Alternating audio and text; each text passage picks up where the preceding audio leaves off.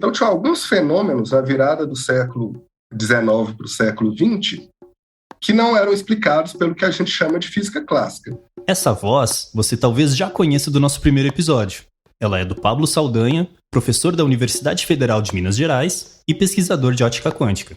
Aqui, o Pablo está descrevendo para a gente o panorama da física ali em torno do ano de 1900. Então, a física clássica ela foi desenvolvida desde Galileu, Newton, que desenvolveram as leis da mecânica, e depois veio a termodinâmica, o eletromagnetismo, a ótica. Então, você tinha um conjunto de áreas do conhecimento humano que você tinha o que a gente chamava de física clássica para explicar. Explicava muito bem, a maioria deles. Explica a geração de ondas eletromagnéticas, explica a formação do arco-íris, explica o movimento dos planetas em torno do Sol. Com isso, a gente vê que grande parte dos fenômenos físicos do nosso cotidiano e a maior parte da física que a gente aprende na escola se encaixa dentro da física clássica mesmo. Então, propiciou um desenvolvimento tecnológico muito grande para a humanidade e um conhecimento da natureza muito efetivo. De fato, a física clássica era tão bem sucedida que uma boa parte dos físicos do final do século XIX estavam satisfeitos e orgulhosos da física como um todo. Alguns dos mais confiantes, inclusive, diziam que já não havia grandes coisas a serem feitas na física. Tudo já estava mais ou menos fechado. Tem uma frase famosa dessa época, atribuída ao Albert Michelson, físico estadunidense que inclusive ganhou o Prêmio Nobel em 1907, em que ele diz que os grandes princípios fundamentais já foram firmemente estabelecidos. As próximas verdades da física devem ser procuradas após a sexta casa decimal. Esse negócio da sexta casa decimal, eu imagino que tem alguma coisa a ver com cálculos, é isso? Isso. Basicamente, ele falou que a gente só tinha que melhorar a precisão dos cálculos e acertar bem os números depois da vírgula. Por exemplo, a gente só não sabia se uma certa quantidade valia 12,000001 ou 12,000002. Mas, fora isso, a gente já entendia tudo. Pelo menos era o que ele achava. Tá certo que ele ganhou o Nobel, mas essa ele errou feio. Porque a física clássica é legal e tudo mais, mas, como o Pablo já tinha avisado... Mas tinham algumas coisas que não eram explicadas. Algumas dessas coisas não explicadas que o Pablo falou são justamente a ponta do iceberg da teoria quântica como a gente entende hoje. Mas tá, o que afinal de contas é essa tal de teoria quântica? Nesse episódio, a gente vai falar sobre como a teoria quântica surge, onde a gente encontra ela no nosso dia a dia e para qual direção ela está caminhando. Eu sou a Gláucia Murta, sou física e pesquisadora em criptografia quântica. Eu sou a Luciane Troilib, jornalista e divulgadora científica. E eu sou o Leonardo Guerini, matemático e pesquisador de fundamentos da teoria quântica. Esse é o podcast O Que Quântico. No primeiro bloco, a gente vai falar sobre 3 fenômenos que foram fundamentais para o surgimento da teoria quântica. No segundo, a gente fala de como o conhecimento dessa nova teoria acabou gerando uma série de tecnologias de ponta que temos hoje. E no bloco 3, a gente faz uma síntese de como a nossa compreensão atual da quântica está produzindo as tecnologias de amanhã. Vem com a gente que está começando o episódio 2. Eu tenho uma teoria.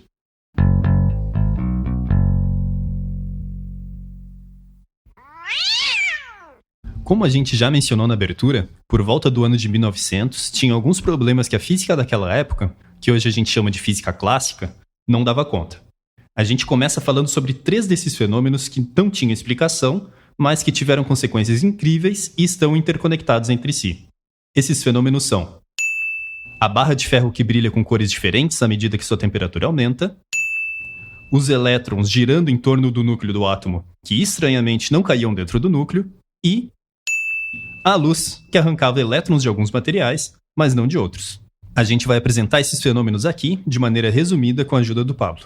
O primeiro deles é super comum, e você com certeza já se deparou com ele. Quando você esquenta um objeto, por exemplo, se você pensar numa barra de ferro, se você esquenta muito, ela vai ficando avermelhada, alaranjada, até amarela. Pera, esquentar a barra de ferro até ela ficar amarelada não é assim super comum, né? A menos que tu seja, sei lá, um ferreiro que faz o teu próprio espeto de churrasco. Tá, mas, por exemplo, quando você vê um carvão em brasa na churrasqueira, o fenômeno é o mesmo. Basicamente, o ponto é que quando os materiais vão ficando mais quentes, eles emitem radiação. e essa radiação vai mudando de cor à medida que a temperatura aumenta. O carvão esquenta tanto que passa a emitir um brilho avermelhado. E aqui eu estou falando do carvão em brasa, tá? E não da chama. Às vezes, a chama até já apagou, mas o carvão ainda está emitindo essa radiação avermelhada. Tá, tu disse que o carvão emite radiação, mas uma pergunta bem básica e acho que até anterior. O que é a radiação? Aqui nesse contexto, a gente pode dizer que radiação é basicamente sinônimo de onda eletromagnética. A gente ainda vai falar melhor sobre isso, mas tem onda eletromagnética em muita coisa que a gente conhece bem. Por exemplo, micro-ondas que a gente usa para esquentar comida, tem também as ondas de rádio, as ondas de celular, o raio-x. Tudo isso são ondas eletromagnéticas. Tá, mas só para confirmar se eu entendi bem, então, radiação é a mesma coisa que onda eletromagnética? Isso, mesma coisa. Então, no exemplo do carvão em brasa, a luz avermelhada que o carvão está emitindo é uma onda eletromagnética. Então a luz também é radiação? Sim, a luz visível, que é a luz que o olho humano consegue enxergar, também é uma forma de radiação. A gente enxerga a luz apenas em uma faixa de frequências, que vai do vermelho ao violeta. Mas alguns animais de hábitos noturnos, como o mosquito e alguns tipos de cobras e de morcegos, por exemplo, conseguem enxergar radiação em outras frequências também, como a infravermelha. Assim, esses animais podem enxergar no escuro. E é também dessa forma que funcionam as câmeras noturnas. É que a gente está acostumado a pensar em radiação como algo perigoso, né? Sei lá, radiação atômica, de usina nuclear. Pois é, mas esse é um tipo específico de radiação. É uma radiação superenergética. Para explicar melhor, a gente precisa trazer alguns termos técnicos. Mas me avisa se for ficar muito difícil. Tem 3 características envolvidas aqui. A energia da radiação, a frequência dela e a cor que a gente vê. Quanto maior a frequência, maior a energia da radiação. A gente só enxerga do vermelho, que é uma luz menos energética, até o violeta, que é uma luz mais energética. Então, essas ondas mais energéticas ainda, como a radiação nuclear, a gente não vê porque elas têm frequência acima do violeta. Mas esses são todos exemplos de radiação. Que nem a Glaucia falou, o que muda da radiação infravermelha, que é captada pelos mosquitos, para a luz da lâmpada de sua casa, para o raio-x, lá de quando você faz uma radiografia, é o quão energética é essa radiação. E voltando à barra de ferro e ao carvão, eles já estavam emitindo radiação mesmo antes de esquentar muito, mas a gente não via. Só que quando você aumenta a temperatura, a energia da radiação também aumenta. Aí, num dado momento, a temperatura é tão alta que a radiação entra no espectro visível, e a gente passa a enxergar ela na forma de um brilho avermelhado. Nossa, tá. É um monte de informação nova, mas eu acho que o principal eu entendi, que é quando a gente falar de radiação, quanto mais alta for a frequência, maior vai ser a energia. É isso, né?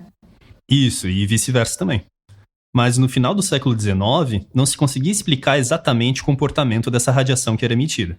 Mais especificamente, as fórmulas matemáticas propostas para descrever esse fenômeno, que eram baseadas na física clássica, elas faziam previsões totalmente inconsistentes com o que era observado na realidade. E isso era um problema. Então, por que emite as cores que se emite, mesmo numa barra quente, a física clássica não explicava. O segundo fenômeno que a gente quer trazer aqui, a gente não vê no dia a dia, mas todo mundo já ouviu falar dele. No início do século XX, outra coisa básica que não era explicada é que os experimentos começaram a mostrar que a matéria era feita de átomos. Então, em certo ponto, descobriu-se que os átomos eles tinham uma carga elétrica negativa em torno de uma carga elétrica positiva central, que é o que a gente chama de núcleo atômico. Tá, acho que isso eu lembro. Essa é aquela figura que a gente conhece do ensino médio, né? Com um átomo formado por um núcleo e com os elétrons orbitando em torno dele. E aí uma pergunta fundamental é, como explicar isso? O que é um átomo fundamentalmente? Uma maneira de entender como que eu posso ter um núcleo pequeno e elétrons pequenos em torno é fazer uma analogia com o sistema planetário, que o sistema solar é parecido com isso. A gente tem o Sol e tem os planetas girando em volta. E você explica isso muito bem. Mas qual que é o problema de eu usar esse mesmo modelo para explicar um átomo?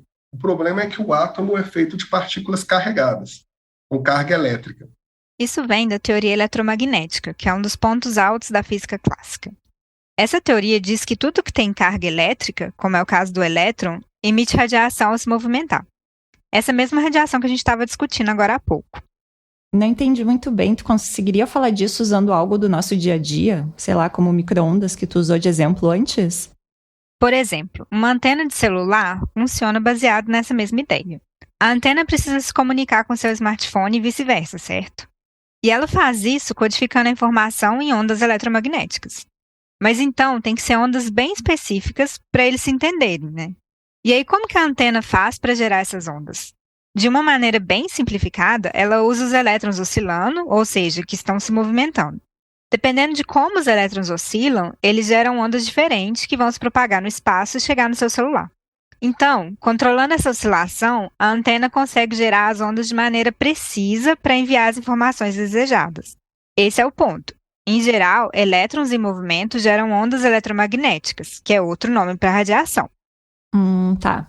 Melhorou um pouquinho. Eu sei que tá difícil, mas não desiste. Voltando para o que o Pablo estava falando, isso se torna um problema se a gente quiser explicar o átomo como se fosse um mini sistema solar com os elétrons girando em torno do núcleo. Porque se o elétron se movimenta, ele emite radiação. E toda radiação tem uma certa quantidade de energia. Portanto, emitir radiação significaria perder energia. Então, esses elétrons girando, eles emitiriam radiação, perderiam energia e iam acabar caindo dentro do núcleo em um tempo bem menor do que uns segundos. Então, as pessoas não conseguiam explicar como que é possível ter átomos e daí como que é possível ter matéria de maneira geral. Então, uma pergunta muito fundamental. Isso, com as leis clássicas, não dava para explicar.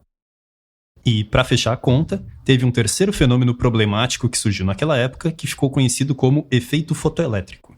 O efeito fotoelétrico é legal porque ele mostra a relação entre dois elementos fundamentais da física, o elétron e a luz. Os experimentos começaram a mostrar que quando a gente joga luz em placas de um certo material, vamos dizer o césio, esse material começa a emitir elétrons. Ou seja, é como se a gente ligasse uma lanterna em frente a essa placa e a luz da lanterna começasse a arrancar alguns dos elétrons que estavam lá, orbitando nos núcleos dos átomos. Só que se a gente liga essa mesma lanterna em frente a uma placa de outro material, digamos uma placa de lítio, essa segunda placa não emite elétron nenhum. Tá, mas qual que é o problema? Se são dois materiais diferentes, não parece tão estranho que eles se comportem assim de uma maneira diferente. Pois é, até aí tudo certo. Só que se a gente entende que esse é um princípio geral, que a luz faz os materiais emitirem elétrons, o natural seria pensar que o que está faltando nesse caso é aumentar a intensidade da luz. Então vamos trocar nossa lanterna, que não era muito grande, por uma lanterna maior. Mesmo assim, nada acontece. A placa de lítio ainda não emite nenhum elétron. E a gente pode aumentar ainda mais a nossa fonte de luz. Pode pegar um refletor gigante, de estádio de futebol, que mesmo assim não arranca elétron dessa segunda placa. E na época, o pessoal não tinha uma explicação boa para isso. Então, retomando, a gente tem a barra de ferro que brilha com cores diferentes à medida que sua temperatura aumenta, os elétrons girando em torno do núcleo do átomo, que estranhamente não caíam dentro do núcleo, e a luz, que arrancava elétrons de alguns materiais, mas não de outros. E o legal é que cada um desses problemas foi resolvido com uma mesma ideia aparentemente extravagante: a quantização. Como a própria palavra já diz, quantização é a ideia fundamental sobre a qual foi criada a teoria quântica. O nome quântica vem daí. Mas o que exatamente significa quantização? Porque quando eu procurei por quântica na internet, eu caí naqueles tópicos que a gente já mostrou no episódio passado. Então, por exemplo, tem gente que associaria a quântica a um papo pseudocientífico sobre o poder da mente.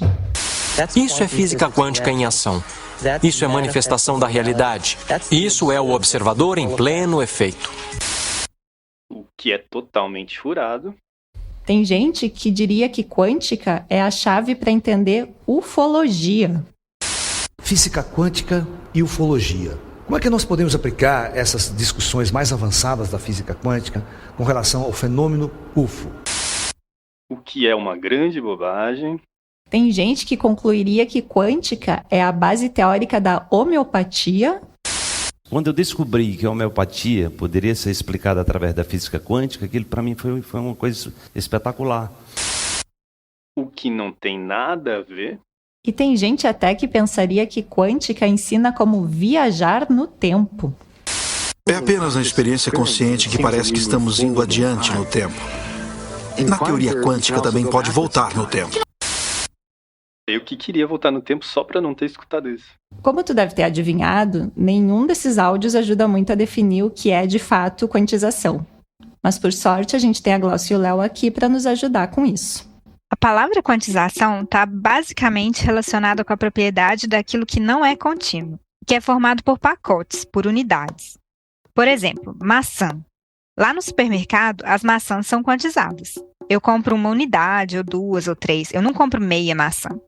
Indo mais para o lado da física, a matéria é quantizada, porque ela é formada por átomos. Ou seja, se você for dando um zoom aí na mesa de madeira da sua cozinha, você vai ver que ela não é contínua, mas formada por esses bloquinhos individuais que são os átomos. A própria palavra quantum vem do latim, associada a essas quantidades fundamentais que formam as coisas. Nesse sentido, o átomo seria o quantum da matéria. E um exemplo de algo que não é quantizado é a velocidade do seu carro, porque você consegue ir acelerando e aumentando a velocidade continuamente. Se fosse quantizada, o carro estaria sempre dando uns solavancos, porque quando você acelera, ele passaria direto de 10 km por hora para 20 km por hora, por exemplo, e depois outro salto para 30 km por hora. Ou seja, uma coisa ser quantizada significa que essa coisa só aparece em pacotes, que são esses múltiplos inteiros de uma unidade fundamental. Hoje, esses exemplos da maçã, do átomo e da velocidade do carro ajudam a gente a entender o que é quantização. Mas como os cientistas do início do século XX chegaram a essa ideia? Para explicar isso, a gente pode voltar para os nossos 3 problemas. No primeiro, o da barra de ferro, o primeiro obstáculo era encontrar uma fórmula matemática que descrevia corretamente a relação entre a temperatura da barra e a cor da radiação que ela emitia. Até que, no ano de 1900, um físico alemão chamado Max Planck decidiu usar um truque matemático que resolveu o problema. Ele fez uma suposição, assim meio tirada da cartola, de que essa radiação era emitida sempre em pacotinhos, em um múltiplo inteiro de cópias de uma mesma unidade fundamental. Em outras palavras, ele supôs que a energia emitida pela barra era quantizada. Com isso, ele conseguiu uma fórmula para explicar bonitinho as observações desse tipo de experimento. Vocês já tinham falado antes em fórmula e modelo matemático, mas por que é tão importante assim ter uma fórmula para esse tipo de coisa? Tá, essa é uma pergunta muito boa, mas a gente vai poder dar uma resposta melhor para ela no terceiro bloco, quando a gente discutir um pouco mais sobre essas coisas. Então guarda aí a pergunta que a gente volta nela quando chegar lá, pode ser? Pode, beleza. Então, voltando no Planck, ele conseguiu criar um modelo matemático para explicar o problema da barra de ferro usando a ideia de que a energia emitida era quantizada. Mas se a energia da luz é quantizada, isso significa que a própria luz é formada por pacotinhos. Só que o Planck não acreditava nisso de fato, que existia mesmo pacotes individuais de luz. Para ele, a quantização não passava de um truque matemático, que descrevia bem o problema em questão. O Planck, como todo mundo na época, acreditava firmemente que a luz era contínua. Calma, que eu tô num desses momentos que eu não sei nem o que perguntar. A parte que eu entendi bem é a da velocidade do carro, que quando a gente olha o velocímetro, ele vai aumentando continuamente. Então a luz não é assim como a velocidade? Ela não é contínua? Pois é, não. Isso é surpreendente, né? A quantização introduz a ideia de que a luz não é contínua e que, portanto, ela é feita de pacotinhos. A gente já vai falar mais disso. Por agora, a gente só vai dizer que o Planck procurava um modelo matemático, não necessariamente relacionado com a realidade da coisa, e que ele conseguiu esse modelo, mesmo tendo que apelar, entre aspas, para a quantização. Essa postura muda bastante quando, alguns anos depois, é encontrada a solução para o segundo problema, o do elétron em torno do núcleo. Lembrando, os elétrons orbitam o núcleo dos átomos, mas aparentemente eles deveriam ir perdendo energia e acabar caindo dentro do núcleo. E isso não acontece porque, mais uma vez, a quantização vem para salvar o dia. Dessa vez, quem se aventurou a pensar fora da caixa foi o Niels Bohr, um físico dinamarquês que, em 1913, se deu conta de que, para explicar bem o comportamento de um elétron, esse elétron não podia estar livre para girar em torno do núcleo de qualquer maneira.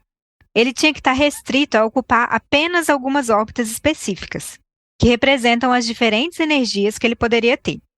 Em outras palavras, o que o Bohr propôs, e viu que fazia todo sentido, era a quantização da órbita do elétron.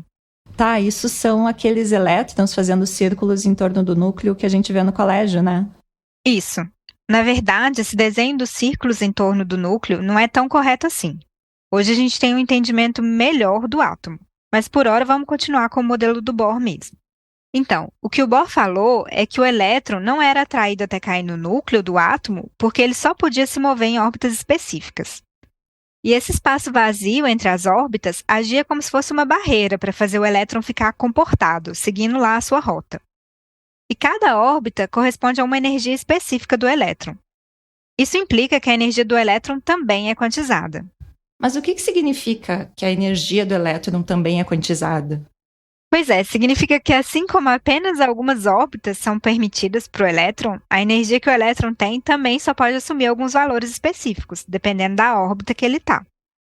Ou seja, é como se a energia do elétron também viesse organizada em pacotinhos, e o elétron só perde ou ganha energia quando ele pula de uma órbita para outra.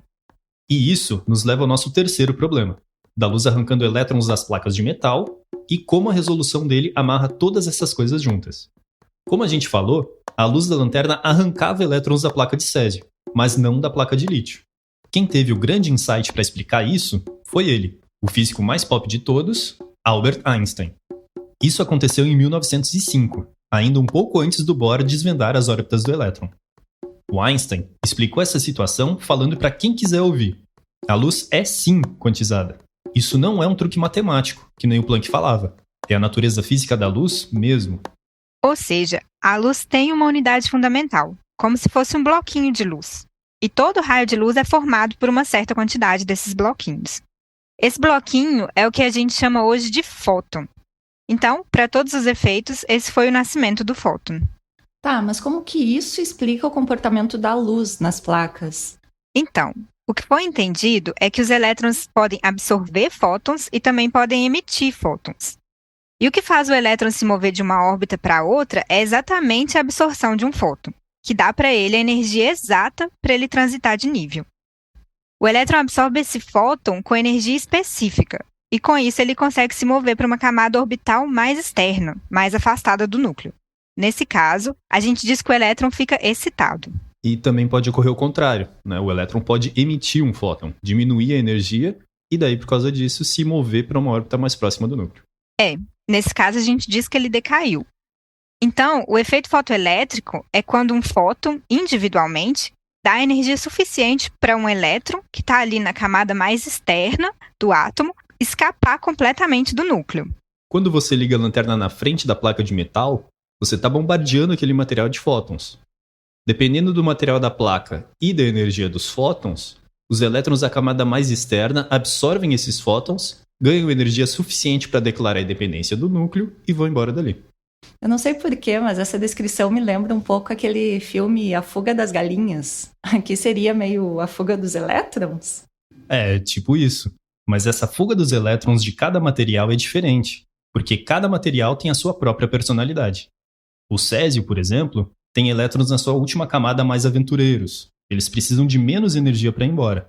Já os elétrons da última camada do lítio, por outro lado, vão requerer mais energia para isso. Então, o X da questão aqui não é a intensidade da luz que você está jogando, mas sim o quão energética é essa luz. Ou seja, se uma lanterna de luz amarela já não conseguiu arrancar elétrons de uma placa, não adianta ligar um refletor de luz amarela em cima dela, que nenhum elétron vai ser arrancado.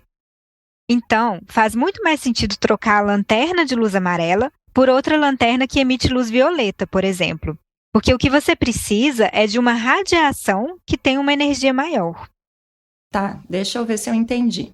Da lanterna para o refletor, eu estou aumentando a intensidade, né? A quantidade de luz que eu estou jogando, mas isso não é suficiente para arrancar elétrons da placa de lítio. O que eu preciso mesmo é aumentar a energia da luz que tem a ver com a cor. É isso, né? É isso. Bom, vale ressaltar que a gente não está explicando todos os detalhes de como a quantização resolve tudo isso. Para isso, a gente ia precisar de um semestre inteiro na faculdade. Mas a ideia é que com esses três fenômenos tenha ficado claro como a quantização abriu as portas para a gente entender melhor como se comportam objetos fundamentais, como os átomos, os elétrons e os fótons.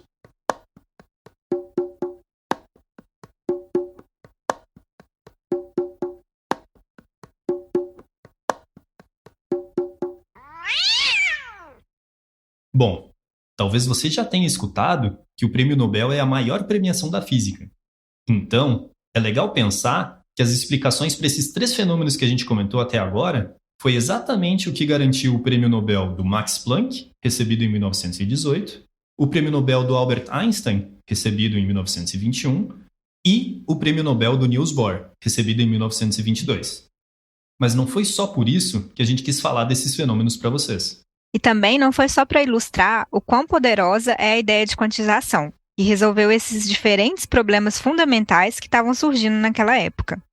A gente quis trazer esses 3 fenômenos aqui porque entender eles trouxe um avanço conceitual gigante. Compreender bem a estrutura do átomo, o comportamento do elétron e como ele interage com a luz foi tão importante que hoje, mais de 100 anos depois, a gente ainda está surfando uma onda de tecnologias baseada nisso. A gente conhece muito bem o átomo, então essa é uma das coisas boas da gente trazer essas coisas que são bem descritas pela mecânica quântica. Essa, falando agora, é a Ingrid Barcelos. Ela é física e pesquisadora e trabalha com materiais em nanoescala no Sirius. Caso você não saiba, o Sirius é o maior acelerador de partículas que a gente tem aqui no Brasil e ele fica em Campinas, em São Paulo. E aí vai bateria, né? Telefone, a gente consegue usar materiais que funcionam melhor, carregam mais rápido. Mas tudo isso, a gente só consegue explorar esses materiais, que é o que eu faço aqui no laboratório que eu trabalho, dado esse entendimento que a gente tem hoje. Para Ingrid, o entendimento desses primeiros fenômenos quânticos, que a gente vem falando aqui no episódio, desencadeou uma revolução tecnológica. Para a gente que trabalha com física experimental, eu sempre falo que isso foi uma revolução. E por quê? Porque permitiu com que a gente conseguisse entender, depois visualizar e depois manipular os materiais. E não é só a Ingrid que chama isso de revolução. Muitas pessoas se referem a esse boom de tecnologias geradas pela quântica de primeira revolução quântica. Isso não é por acaso. Parte significativa do PIB dos Estados Unidos é proveniente de tecnologias de origem quântica. E tem gente que diz que essa contribuição chega a representar 1/3 do PIB.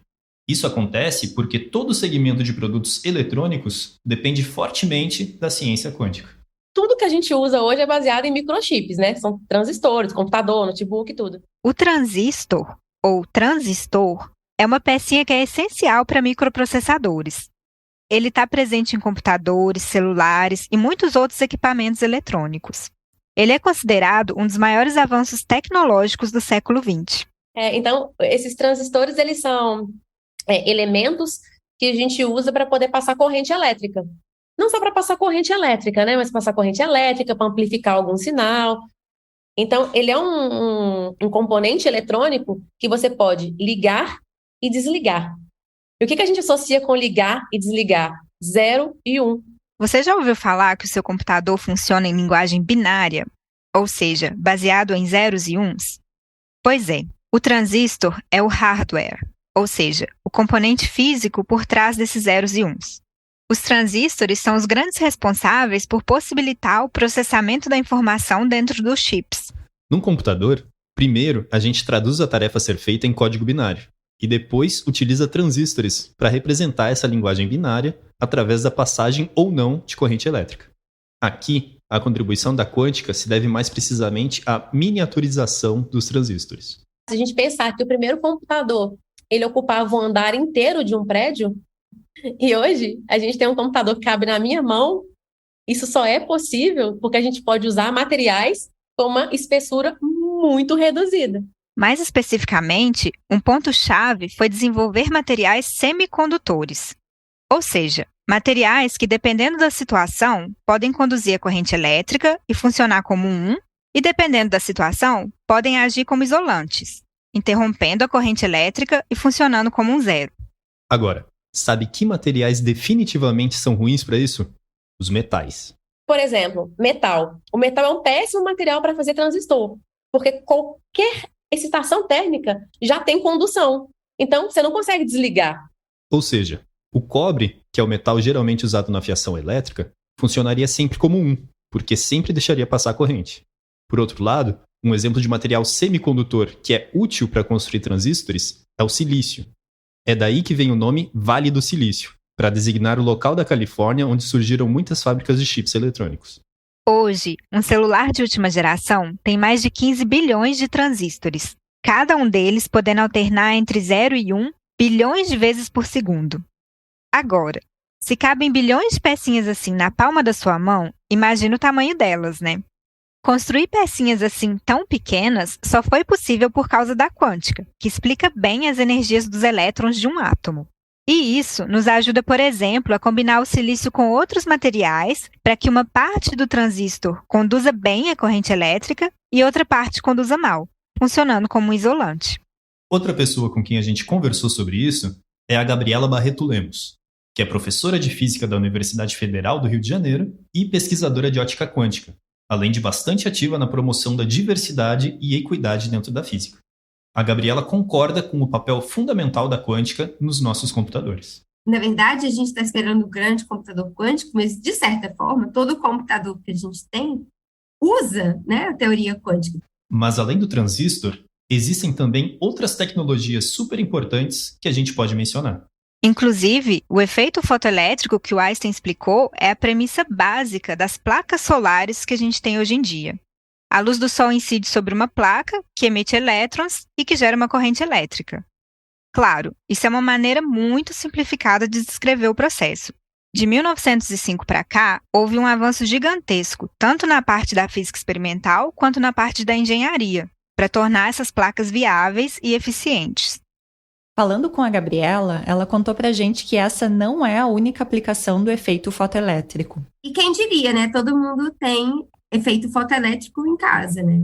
Que é a base das câmeras digitais. A própria câmera do seu celular, ela é baseada no efeito fotoelétrico, que é um efeito que foi descoberto no final do século XIX e que só foi entendido com o Einstein, num trabalho belíssimo, em que basicamente ele inventa o fóton, né? Mas onde mais que a gente pode encontrar tecnologias que tiveram influência da quântica? Por exemplo, ressonância magnética, né? Isso é uma aplicação de um efeito quântico. O próprio laser, gente, que é usado em tudo, né? O laser é usado para tudo? Não, o laser a gente usa, né, para depilar. A gente usa o laser para fazer cirurgia de olho, então você usa para cortar. Eu uso o laser na moda, né, para fazer, já viu assim, né, certos materiais são cortados a laser, né? Você tem, a gente usa laser numa palestra para apontar, a gente usa realmente o tempo todo.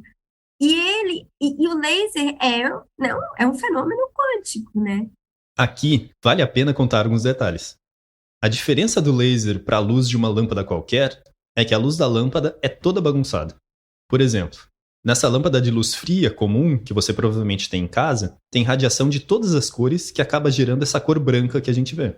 A polarização, que é outra propriedade de ondas eletromagnéticas, nesse caso também é desorganizada. Ela varia em todas as direções possíveis. Fazendo uma analogia com ondas sonoras, é como se a gente estivesse tocando ao mesmo tempo vários tambores que são de diferentes tamanhos e de um jeito caótico, fora de ritmo.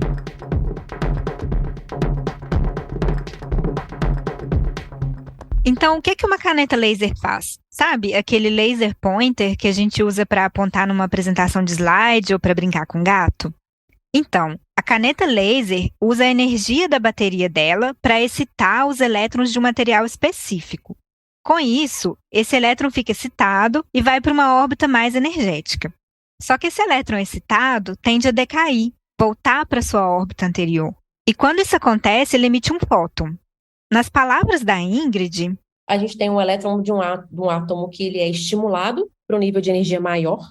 Então, a gente chama de emissão estimulada. E esse decaimento, ele vai emitir uma luz monocromática. Luz monocromática. Ou seja, luz de uma cor só. Ou uma frequência só, como a gente já falou antes.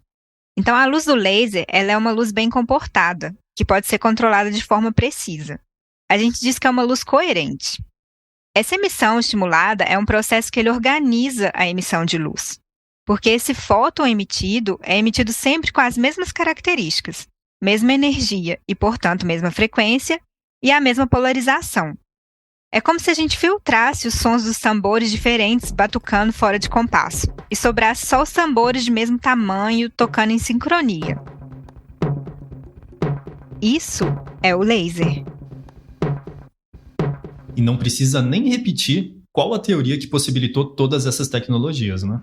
A gente só consegue tirar a informação disso porque o átomo ele é muito bem descrito pela mecânica quântica.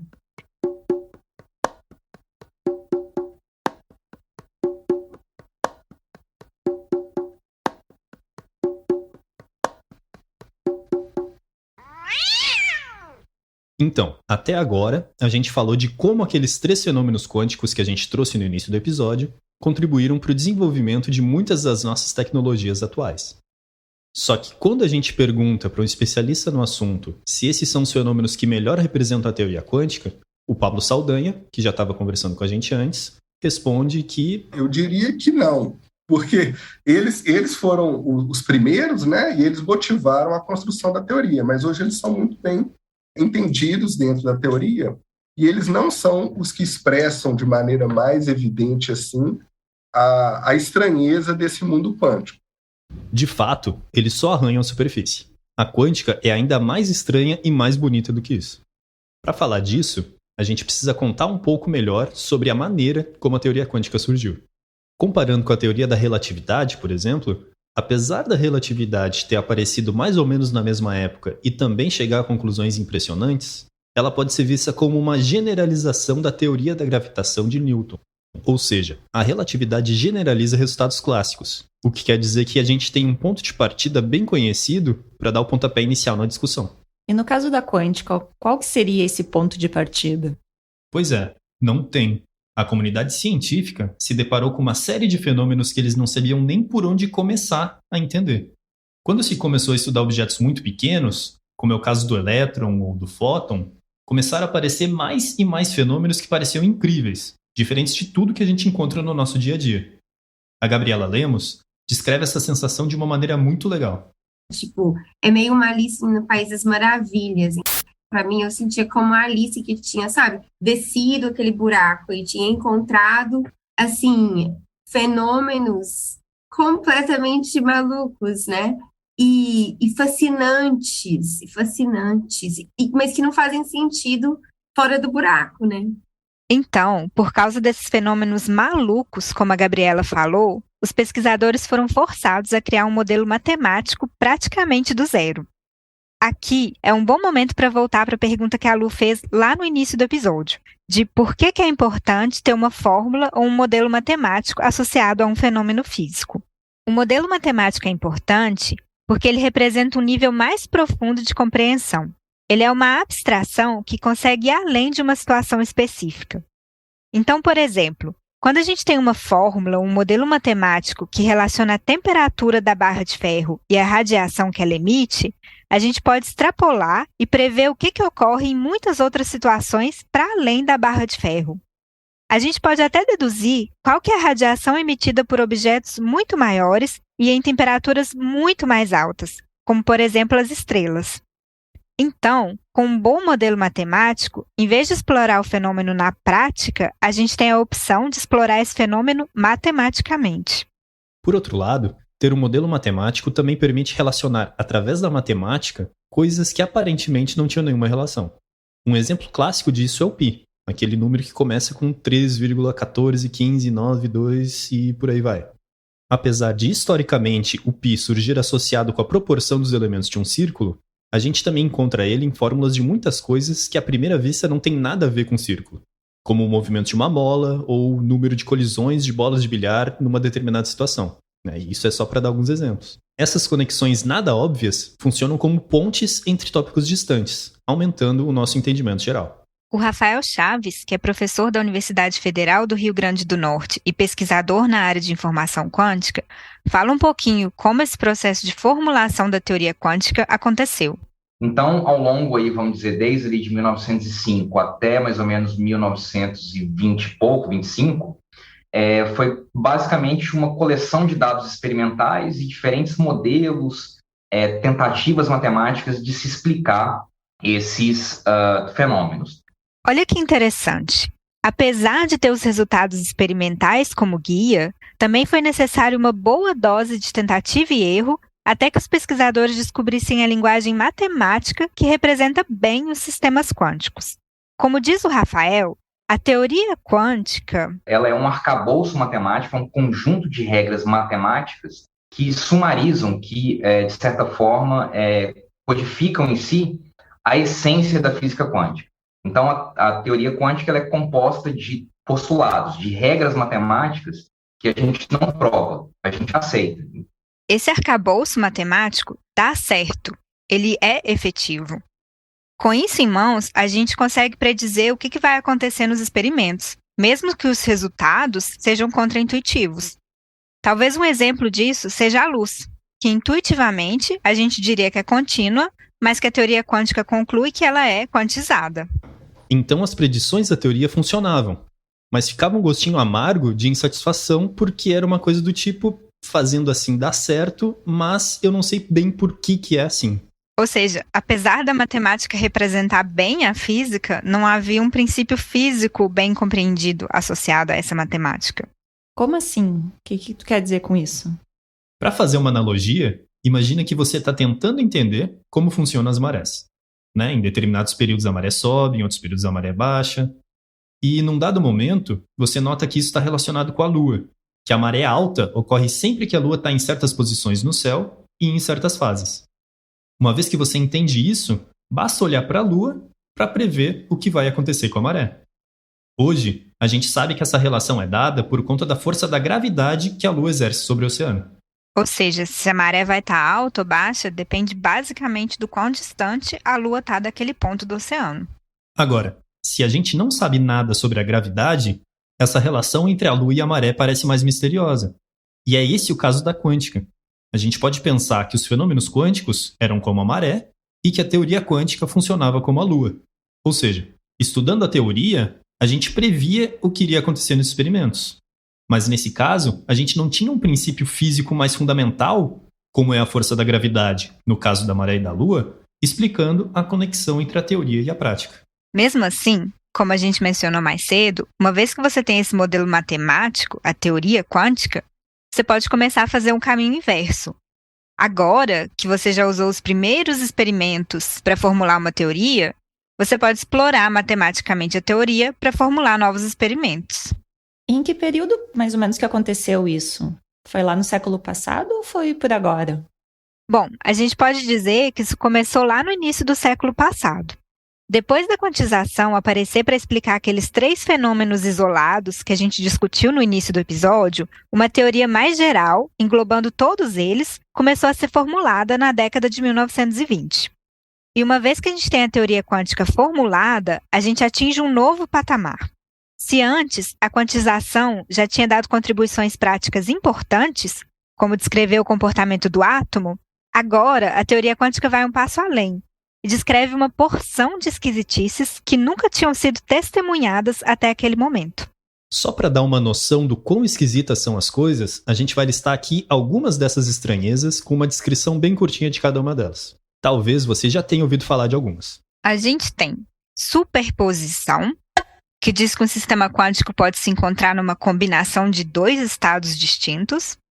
Emaranhamento, que Einstein descreveu como uma ação fantasmagórica à distância, e isso acabou gerando muita confusão e muita pesquisa de qualidade, incluindo o Prêmio Nobel de 2022. Relações de incerteza, que dizem que a gente não pode determinar todas as características de um sistema ao mesmo tempo. Aleatoriedade intrínseca, que significa que a gente não pode saber com certeza o resultado de um experimento antes de realizá-lo. E a gente poderia continuar, citar contextualidade, não localidade, não clonagem, teleportação. Foi graças à formulação matemática da teoria quântica que todas essas propriedades estranhas e complexas puderam ser reveladas. Tá, mas eu, pelo menos, nunca ouvi falar da maioria dessas coisas. Nos próximos episódios a gente vai falar mais sobre elas, né? De algumas, sim. Principalmente daquelas que aparecem mais nas pseudociências, como é o caso da superposição e da aleatoriedade. Mas com boa parte desses fenômenos, quando alguém inicialmente previu que essas coisas eram possíveis, o pessoal achava difícil de acreditar. Dizia que era um capricho matemático que não se refletiria no mundo físico. E por que eles diziam isso?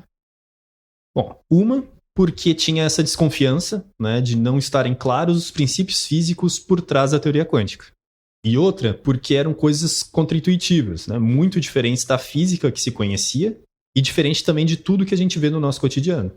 Como bem ressalta a Gabriela Lemos, a gente vive num mundo em que a gente não percebe os fenômenos quânticos no dia a dia. Então, a gente desenvolve uma forma de pensar que é meio incompatível com os fenômenos quânticos. E alguém te falar que o mundo funciona de uma forma que você não percebe, é muito ruim, é muito esquisito. E bota esquisito nisso. Pois é, só que mesmo sendo contraintuitivos, os experimentos confirmavam, uma vez atrás da outra, as previsões da teoria. Seguia aquela ideia do não entendo bem por que funciona, mas funciona. E aqui reaparece a discussão do nosso primeiro episódio, sobre falsibilidade. É justamente por gerar tanta desconfiança que as pessoas tentavam mostrar que a teoria quântica tinha algum engano, que deveria ter algo errado nessa história. Ao longo das décadas foram feitos muitos e muitos experimentos. E adivinha, a teoria quântica sobreviveu a todos esses testes. Hoje, ela é considerada uma das teorias físicas mais bem-sucedidas e mais bem estabelecidas do ponto de vista experimental. Mas dadas tantas estranhezas, demorou décadas e décadas de estudos e experimentos para que a comunidade se convencesse que essas propriedades que a gente mencionou antes, aleatoriedade, superposição e etc., apesar de estranhas, são mesmo atributos legítimos de sistemas quânticos. E é justamente explorando essas propriedades que a gente está prestes a dar o próximo grande passo tecnológico. Como diz o Pablo Saldanha... Mas então tem várias questões esquisitas da mecânica quântica que antes eram uma curiosidade, né? E agora não, agora tem aplicação prática. Então, a manipulação precisa e o refinamento de fenômenos como superposição e emaranhamento é exatamente o que está nos levando à chamada segunda revolução quântica, que já começou e será responsável pelo estabelecimento definitivo da computação quântica, da criptografia quântica e da internet quântica, entre outras coisas. Para se ter uma ideia, em 2022 foi atingido o recorde de investimentos globais em startups de tecnologia quântica, alcançando a marca de 2,35 bilhões de dólares. Além disso, estima-se que o tamanho de mercado dessas tecnologias pode ultrapassar 100 bilhões de dólares até 2040. Hoje, a soma dos investimentos públicos anunciados para os próximos anos no mundo, com o objetivo de impulsionar pesquisa e educação em tecnologias quânticas, chega a quase 35 bilhões de dólares, com a China liderando com mais de 40% desses investimentos. E o Brasil não quer ficar de fora dessa, né? Para dar alguns exemplos do que tem acontecido pelo país, o Ministério da Ciência, Tecnologia e Inovação, em parceria com a Empresa Brasileira de Pesquisa e Inovação Industrial, a Embrapi, anunciou em 2023 um investimento de 60 milhões de reais para a criação do Centro de Competência em Tecnologias Quânticas, que vai ser liderado pelo Senai Cimatec, em Salvador.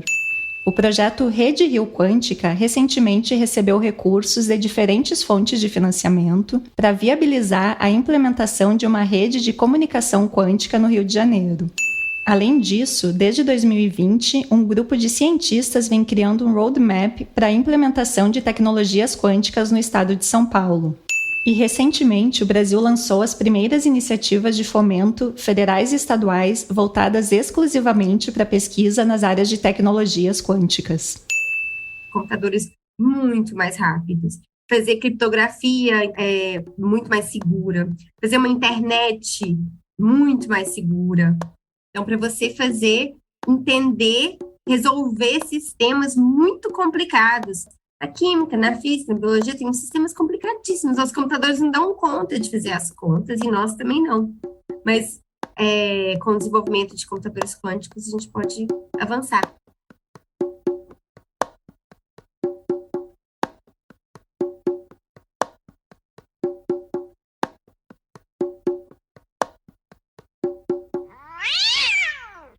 A gente está chegando ao fim desse episódio, onde a gente quis trazer uma visão panorâmica da teoria quântica e como ela transformou e ainda vai transformar o mundo.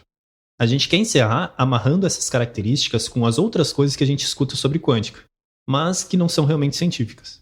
A gente contou como que alguns dos grandes nomes da física, como Einstein, o Bohr e o Planck, estabeleceram as bases para o entendimento da estrutura do átomo, dos elétrons e as suas interações com os fótons. Essas interações pertencem ao domínio da teoria quântica, mas isso é uma noção tão fundamental que, de uma forma ou de outra, ela está presente em grande parte das tecnologias atuais. Mas então, por que a gente não chama o laser de laser quântico? Ou os computadores atuais de quânticos? Compara com o termo atômico. Ele se refere a átomos, que constituem toda a matéria. Mas não é porque toda bomba é formada por átomos que todas elas são bombas atômicas. Com quântico é parecido. Se a gente forçar a barra, muita coisa, em algum nível, depende das propriedades dos átomos, da estrutura eletrônica ou de alguma forma de radiação. Mas nem por isso essas coisas deveriam ser chamadas de quânticas. E aqui a gente pode citar um monte de produto que se anunciam dessa forma, como o colchão quântico que apareceu no episódio passado. Além disso, boa parte das tecnologias que ainda estão por vir são baseadas nesses conceitos mais estranhos e curiosos que a gente mencionou nessa última parte do episódio, como superposição e emaranhamento. Ou seja, teoria quântica é um prato cheio para quem gosta de ideias inusitadas. Isso faz dela um ótimo lugar para se buscar analogias. Aliás, tem muitos pensadores sérios que buscam inspiração na teoria quântica para aplicar em outras áreas do conhecimento. Mas também tem pessoas que tentam forçar a barra e fazer analogias com outros propósitos. Pensa na ideia de quantização mesmo. No elétron lá numa órbita bonitinho, e de repente ele absorve um fóton e salta para outra órbita. Essa é exatamente a origem da expressão salto quântico. Só que salto quântico, hoje, virou sinônimo de mudança radical, e com certeza está entre as expressões mais utilizadas pela pseudociência quântica. Por exemplo, no livro A Cura Quântica, a gente encontra uma passagem que diz: a cooperação da mente com a matéria provoca um inesperado salto quântico, mas, como outros episódios mente-corpo, realiza-se de modo misterioso. Tudo bem usar salto quântico como analogia. A gente já falou que, na nossa opinião, a ciência não tem a patente da palavra quântica. Mas quando você faz a analogia dessa maneira, parece que a quântica explicaria esse modo misterioso que o livro fala. Como diz o Rafael Chaves, esse exemplo da transição de um elétron para um outro nível de energia é mesmo um bom exemplo de uma mudança brusca. Mas o que é importante dizer é que a analogia termina aí. É simplesmente uma analogia, simplesmente uma outra maneira de pensar sobre o mesmo tema. Mas não quer dizer de forma alguma que as regras, as consequências da teoria quântica possam ser utilizadas para explicar esses fenômenos. Ao longo dos próximos episódios, a gente quer trazer para vocês os conceitos quânticos que mais aparecem em conteúdos pseudocientíficos. Você já ouviu falar em coisas como vibração do sucesso ou frequência da saúde? Pois é, várias vezes a gente escuta que essas ideias são fundamentadas por fenômenos quânticos. Mas o que ondas, partículas e dualidade onda-partícula, que são conceitos que aparecem mesmo na quântica, tem a ver com isso? A gente conta para vocês no nosso episódio 3, particularmente ondulado.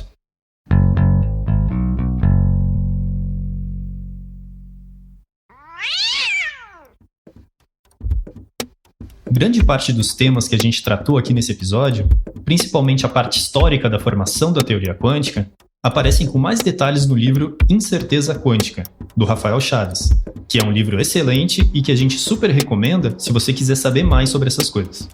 O Rafael Chaves foi nosso entrevistado aqui hoje e você ouviu também trechos das entrevistas com o Pablo Saldanha, a Ingrid Barcelos e a Gabriela Barreto Lemos.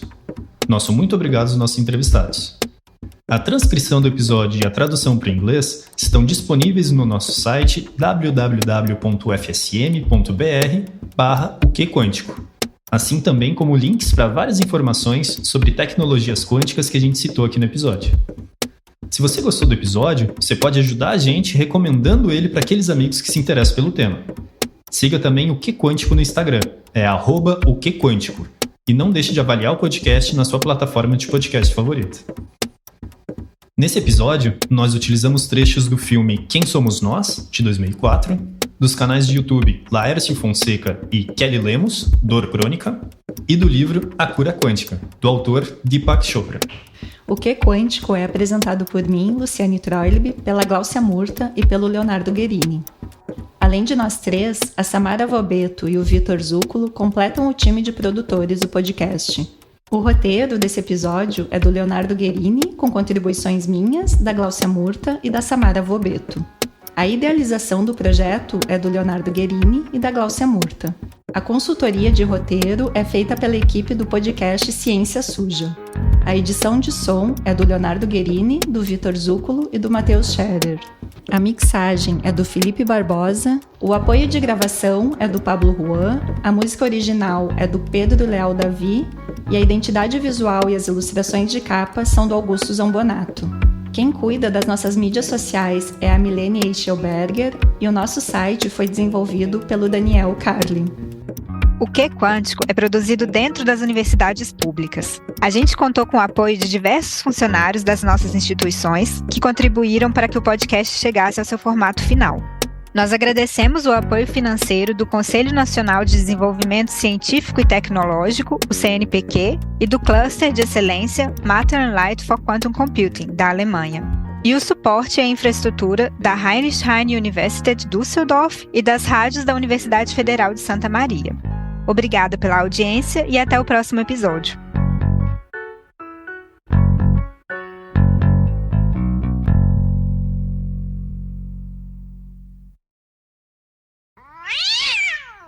Tinha uma amiga que ela teve a coragem de me ligar, sabendo que eu sou física, a me contar que ela tinha ido numa... Não vai brigar comigo, não.